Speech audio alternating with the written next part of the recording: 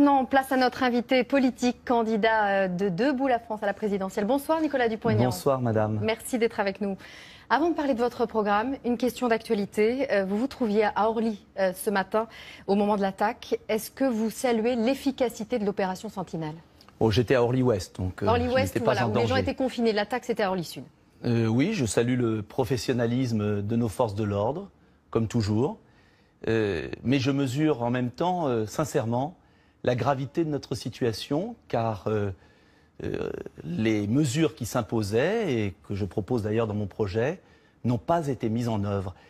Et ce que je veux, au-delà de ça, mais ce que je veux vous dire, c'est comment pourrait-elle être mise en œuvre, puisque nous sommes dans une fausse démocratie. Qu'est-ce que je veux dire par là? La campagne présidentielle a commencé. Il n'y a pas de débat, en tout cas de débat qui invite tous les candidats. J'ai vu avec stupéfaction, en écoutant votre journal, que votre chaîne allait réserver Nicolas Dupont-Aignan, le débat on a un temps d'interview, public, si vous consacrez la polémique. 30 secondes et oui. Nous reviendrons à nos affaires.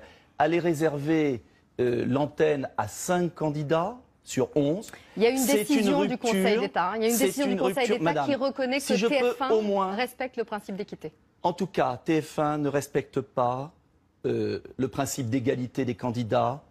Nous sommes en période officielle et je veux dire aux Français que c'est une rupture d'égalité sans précédent en République. Nicolas Dupont-Aignan, on vous a reçu il y a un mois. On vous reçoit ce soir pour parler de votre programme. C'est du temps que vous perdez. Eh bien, je perds ce temps. Je pense que les gens sont plus intéressés par votre programme. Vous savez, les Français... Je pense qu'ils ont tout à y gagner à entendre votre programme et vous aussi. Madame, les Français savent qu'il n'y a pas de grands candidats et de petits candidats, comme l'a écrit votre chaîne. Est-ce que vous voulez qu'on parle de votre programme? Vous êtes là pour ça. Ils savent, si je peux finir ma phrase, qu'en République, il n'y a pas de petits Français et de grands Français. Et je veux dire aux Français ce soir,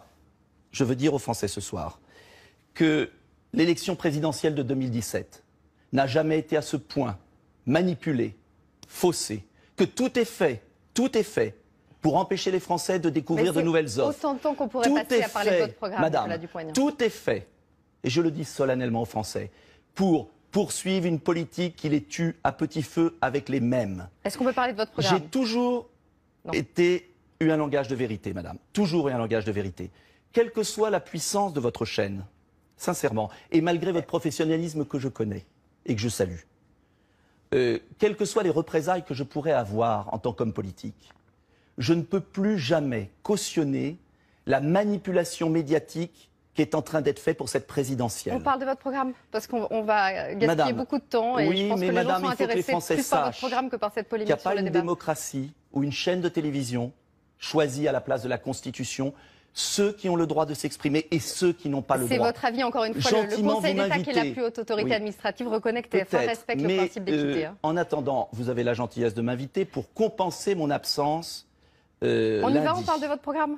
Pour compenser mon absence de lundi. Rien ne remplace le débat contradictoire et je pense que les Français attendent de connaître l'ensemble des candidats. Notre démocratie est en danger.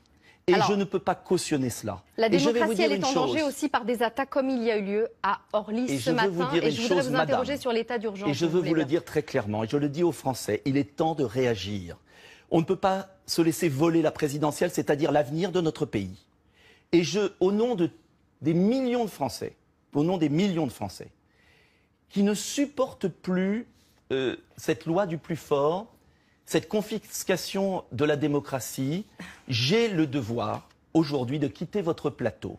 Et je donne 2 jours à la chaîne TF1 pour inviter tous les candidats, c'est pas moi qui suis en cause, tous les candidats, le Conseil d'État, Nicolas Dupont-Aignan, c'est la plus haute autorité administrative de ce pays, madame, aux Français de trancher. Et je souhaite que ce geste, vous savez qui me coûte? C'est dommage parce que j'avais préparé une longue interview sur votre programme que les Français ne pourront pas réveille les Français sur la République, sur l'égalité. Et je souhaite que par mon geste, votre chaîne renoue un jour avec la démocratie. Je vous remercie. Donc on ne parle pas de votre programme. Bonne soirée. Merci madame. Écoutez, je regrette votre choix. Merci d'être passé quand même.